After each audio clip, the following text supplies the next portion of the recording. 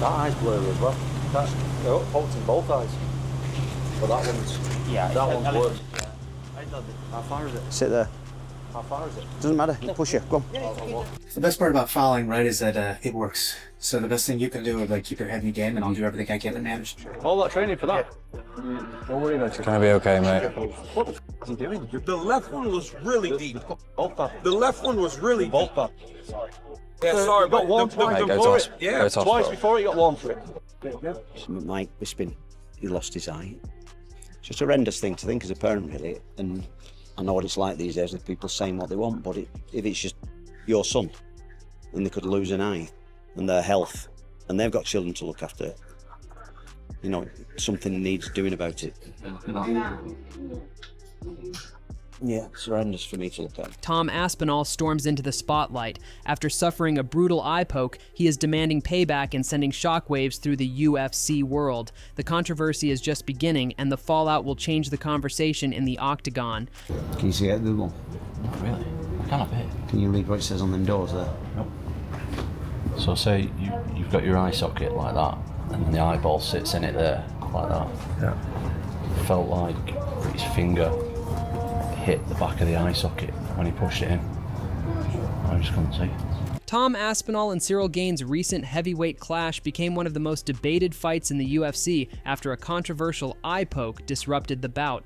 Aspinall called the incident outrageous, demanding accountability, while Gane maintained that it was unintentional. The controversy sparked broader discussions about fighter safety, responsibility, and how high-stakes bouts should be managed, leaving fans in the MMA community eager for clarity and a possible rematch. And then people start booing me like it's my fault. Big double fault in the eye, mate. Just trained for 14 months. Trust me, didn't want someone's finger knuckle deep in my eye. Michael Bisping observed that both fighters showed strong defensive awareness in the short time the fight lasted, maintaining composure and focus under pressure. He noted that each came prepared to deliver a top-level performance despite the abrupt ending. Bisping added that while the outcome was unfortunate, it didn't diminish the skill and preparation both men brought to the octagon. He expressed confidence that a rematch between Aspinall and Gane would deliver the high-level action fans were hoping to see. Obviously the main event ended in a fashion that nobody wants to see. It was a tremendous fight. Cyril Gane and Tom Aspinall were going toe-to-toe, and it was shaping up to be a tremendous title fight. It really was. And we were going to see Tom Aspinall taken out of the first round. You know, a lot of people online are talking a lot saying that he quit. The reality is Cyril was looking good. He damaged Tom, he busted the nose up early. They both landed some shots. Tom landed a really good low kick. Cyril was looking smooth. Cyril defended the takedowns, talking the takedowns, the taking down the octagon right here. Bisping also reflected on Tom Aspinall's visible emotion, recognizing how much effort and preparation he put into this moment. The bout's unfortunate conclusion as a no contest left a sense of disappointment and anticipation for what could come next. As we speak, the eye poke, it was a bad eye poke, it really was. It was a double eye poke, and they went really, really deep into his eyes. And Tom was clearly emotional, pissed off, upset. And I get it, you know, there's been a lot of time waiting for this moment. You know, he had the whole fiasco with John Jones, he defended the interim belt and all that stuff, and then he gets back in the octagon eventually, and then that happens. Tom Aspinall suffered a brutal eye poke during his fight, and the reaction from UFC President Dana White has left fans frustrated. The MMA guru points out that Dana claims only Tom knows what happened, but the public clearly saw the impact on Aspinall. Many fans feel that the incident is being downplayed and are voicing their anger across social media and forums. No, we know what happened. He got both of his eyes poked, therefore he couldn't see. In an undisputed heavyweight title fight, that's pretty important. Vision, I mean. Only Tom knows what happened. No, we all had a replay in slow-mo, and I can't even play it on YouTube without getting demonetized because it's that brutal. Clearly got his eyes raked, both of them. As the controversy grows, attention is turning to Cyril Gane, with fans and commentators closely analyzing his role in the incident. The MMA guru notes that some people are downplaying Tom Aspinall's reaction, suggesting he was simply outmatched early in the fight, yet the eye poke was undeniable, and the public clearly saw the moment that sparked outrage. Like he's made it up, but do we know if it's real or not? I don't understand at all. They're acting like Tom was getting beaten up really badly, you know. Garn outstruck him by 3 strikes. Sure, he had a bloody nose. He had a runny nose.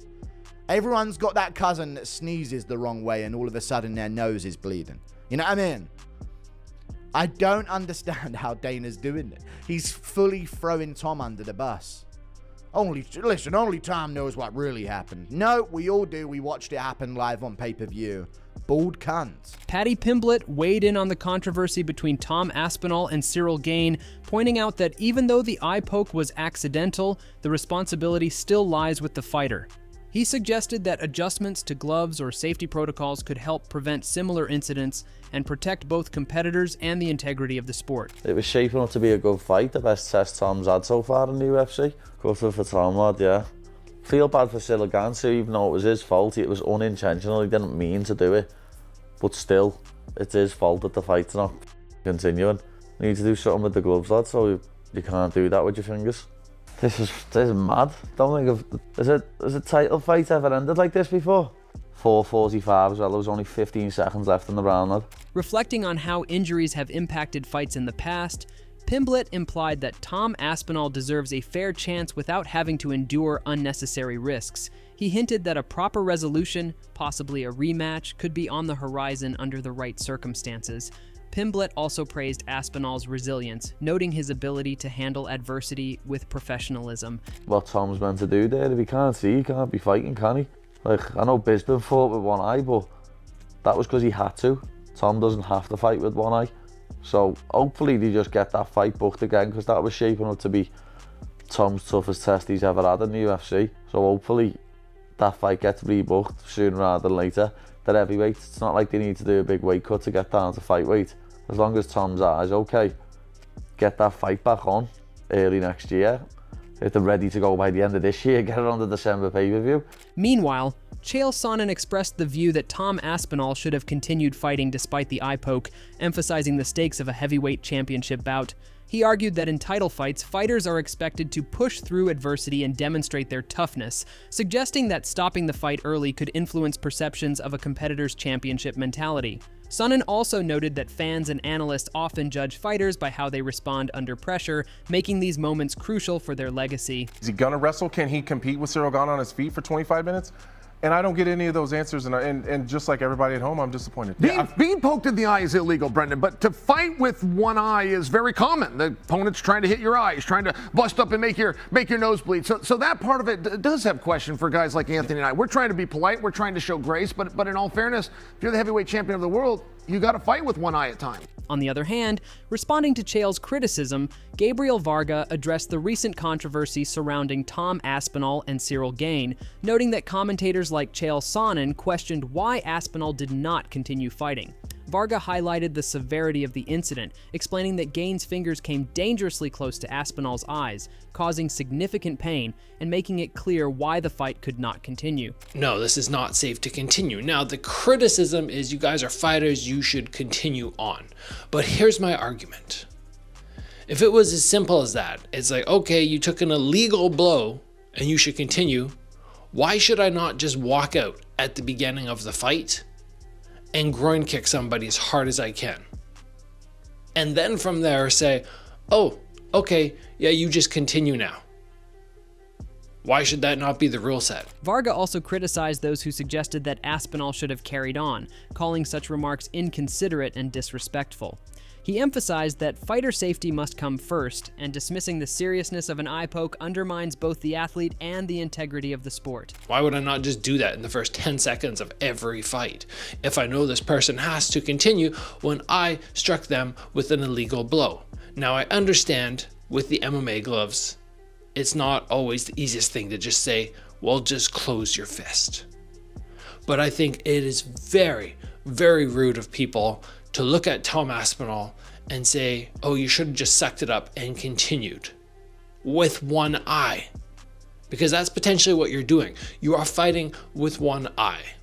Joey Beltran shared his perspective on Tom Aspinall's recent fight, suggesting that the fighter may have been overly hyped and let emotions affect his performance. He implied that some of Aspinall's reactions in the octagon could have been exaggerated, contributing to the controversy surrounding the fight. Beltran emphasized the importance of maintaining composure in high-stakes moments, especially when emotions run high in front of a global audience. I've been telling you guys for months. How long have I been telling you? If you've been here, if you've been listening, I've been screaming it. You guys elevated Tom Aspinall, you know, with his little Tommy Aspinall, you know, little Ariel, little song, little homosexual rigmarole song.